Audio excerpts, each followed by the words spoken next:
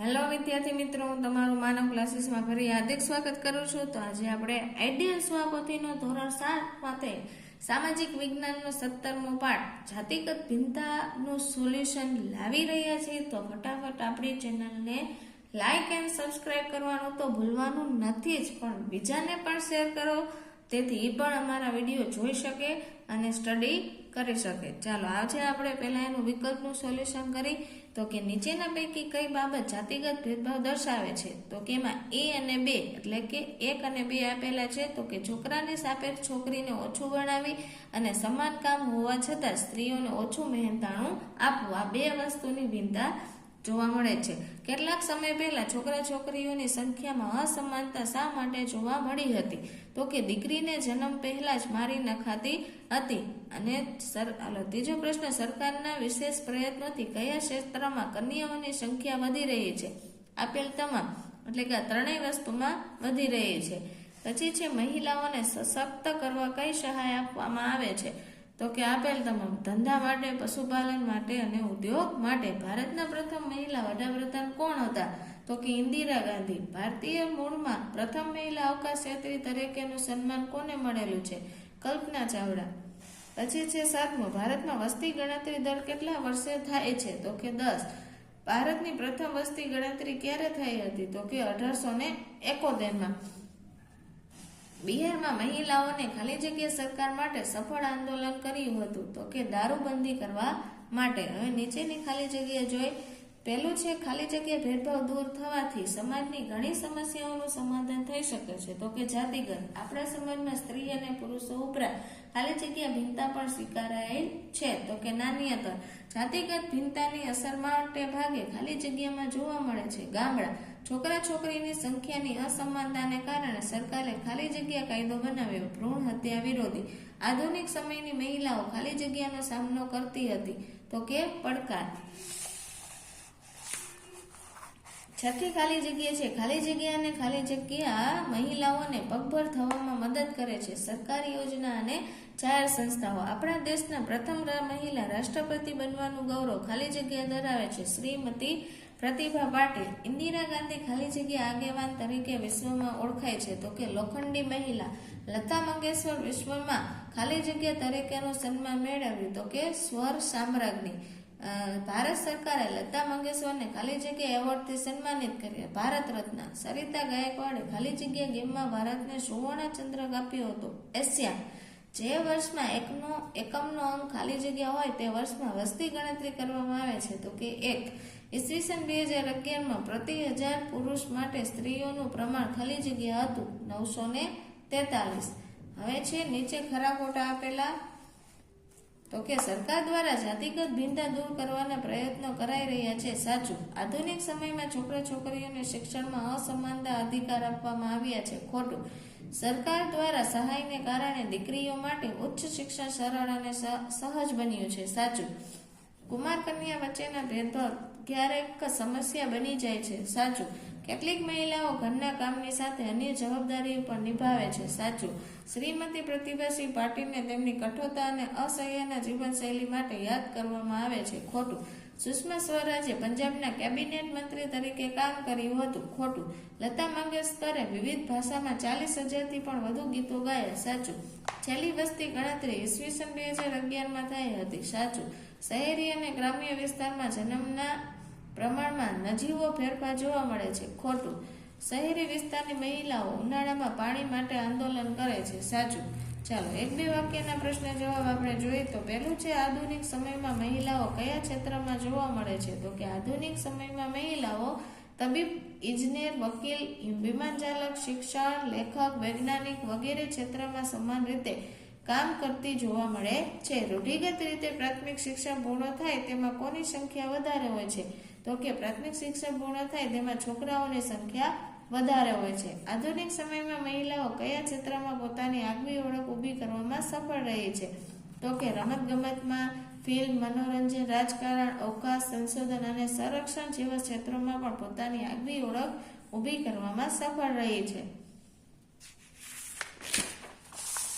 પછી ચોથો પ્રશ્ન છે, કયા કામમાં મહિલાઓ આજે પણ ઓછી જોવા મળે છે? સૈન્યમાં, રિક્ષા ચલાવવામાં, ટેક્સી સર્વિસમાં, રેલવેના એન્જિન ડ્રાઈવર તરીકે, ઇમારતોને રંગવાના કામમાં, ફર્નિચર બનાવવાના કામમાં મહિલાઓ આજે પણ ઓછી જોવા મળે છે. આપણા દેશના પ્રથમ મહિલા વિદેશ મંત્રી કોણ હતા? તો કે આપણા દેશના પ્રથમ મહિલા વિદેશ મંત્રી સુષ્મા સ્વરાજ જોવા મળે છે. સરિતા ગાયકવાડ ગુજરાતના કયા અભિયાન માટે એમ્બેસેડર છે? તો કે સરિતા ગાયકવાડ કુપોષણ મુક્ત ગુજરાતના. આઝાદી સમયે મહિલાઓ કઈ રીતે આંદોલનમાં જોડાઈ હતી? તો ગાંધી બાપુની આગેવાનીમાં વિવિધ આંદોલનો થયા હતા. ગુજરાત સહિત આખા દેશમાંથી મહિલાએ કસ્તુરબા સાથે આંદોલનમાં જોડાઈ હતી. હવે છે નીચે ટૂંકમાં ઉત્તર. તો કે પહેલું છે, સમાજમાં પ્રવર્તતા ભેદભાવથી શી અસર થાય છે? તો કે સમાજ વ્યવસ્થા ઉપર અસર થાય છે કે બાળ લગ્ન જેવા કુરિવાજો પ્રચલિત થાય છે, જેને લીધે મહિલાઓ શિક્ષણ મેળવી શકતી નથી અને તેમનો વિકાસ રૂંધાઈ જાય છે. બાળ લગ્નની માઠી અસર સ્ત્રીના સ્વાસ્થ્ય પર પણ થાય છે. કારણ આપો. સરકારે ભ્રૂણ હત્યા વિરોધી કાયદો બનાવ્યો. તો કે કેટલાક સમય પહેલા દીકરીને જન્મ પહેલા મારી નાખવાને લીધે છોકરા છોકરીઓની સંખ્યામાં અસમાનતા જોવા મળી હતી. તેથી સરકારે ભ્રૂણ હત્યા વિરોધી કાયદો બનાવ્યો. ગર્ભમાં દીકરો કે દીકરીનું પરીક્ષણ પણ ગુનો બને તેવા કાયદાઓ બનાવ્યા.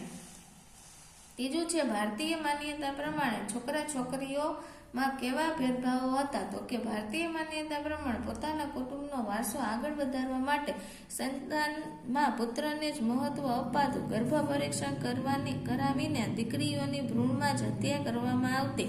દીકરીના જન્મને મહત્વ આપવામાં આવતું નહીં. દીકરાને ઉચ્ચ શિક્ષણ મળતું જ્યારે દીકરીને શિક્ષણ અપાતું નહીં. ચોથું, ઘરકામમાં કઈ કઈ બાબતોમાં ભેદભાવ જોવા મળે છે? તો કે કુમાર કન્યા વચ્ચે ભેદભાવ જોવા મળે છે. ઘરના નાના મોટા કામ છોકરીઓને જ કરવાના હોય છે, જ્યારે બહારના કામ છોકરાઓ કરે છે.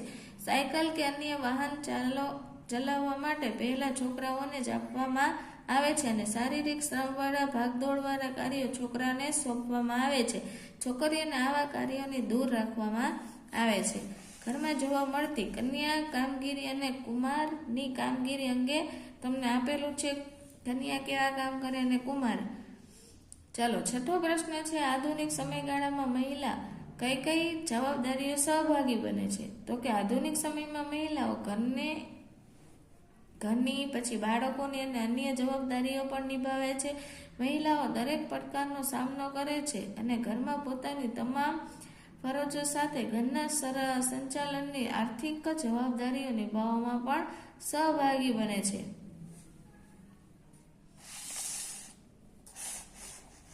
આ બાજુ સાતમો પ્રશ્ન આપેલો છે, સ્ત્રીઓ પ્રમાણ ઘટતું જાય તો કોઈ સમસ્યાઓ સર્જાય છે. સમાજમાં સ્ત્રીઓનું પ્રમાણ ઘટતું જાય તો લગ્ન સંસ્થામાં એક અવરોધ ઉત્પન્ન થાય છે. સ્ત્રીઓ ઓછી સંખ્યાને લીધે કન્યા વિક્રય એટલે કે છોકરીના માતા પિતાને પૈસા આપી લગ્ન કરાવવામાં આવે છે, જેના કારણે જે તે છોકરીને ભવિષ્યમાં હેરાન પણ થવું પડે છે. કદાચ મા બાપ વધુ પૈસાની લાલચમાં પોતાની દીકરીને ગમે તે વ્યક્તિ જોડે પરણાવી દે છે. આવે છે મુદ્દાસર પ્રશ્ન. તો તમે જોઈ શકો છો, એમાં પહેલો પ્રશ્ન છે, જાતિગત ભેદભાવ દૂર થાય તો ઘણી સમસ્યાઓ સમાધાન થઈ શકે છે. એટલે કે કુરિવાજો છે જે પ્રચલિત બાળ લગ્નના, પછી મહિલાઓને શિક્ષણ ન આપવું, તેવા બધા દૂર થઈ જાય તો ઘણો બધો સુધારો થઈ શકે છે, એવું કહેવા માંગે છે. પછી નીચે છે, બાળ ઉછેર અંગે કઈ કઈ બાબતોમાં ભેદભાવ જોવા મળે છે? તો કે રૂઢિગત માન્યતા પ્રમાણે બાળ ઉછેરમાં ભેદભાવ જોવા મળે છે, કેમ કે છોકરીઓને બાળપણથી જ ઘરના કામ શીખવવામાં આવે છે અને છોકરાઓને રમવા માટે બેટ બોલ રમતના સાધનો અપાય છે, જ્યારે છોકરીઓને ઢીંગલી આપવામાં આવે છે. ઘણા ગામડાઓમાં આજે પણ છોકરાને શિક્ષણ પૂરું પાડવામાં આવે છે, પણ છોકરીઓને ભણવામાં આવતું નથી. ટૂંકનોંધ આપેલી છે, ભારતના શિક્ષણ અને રૂઢિગત માન્યતાઓ પૂછાય છે પરીક્ષામાં, અને નીચે નારી સશક્તિકરણ એ પણ બહુ વધુ પૂછાય છે પરીક્ષામાં, જેથી સરખી રીતના તમારે બાકી કરી લેવી. હવે છે, મહિલા સશક્તિકરણ માટે સરકાર કેવા પ્રયત્નો કરે છે?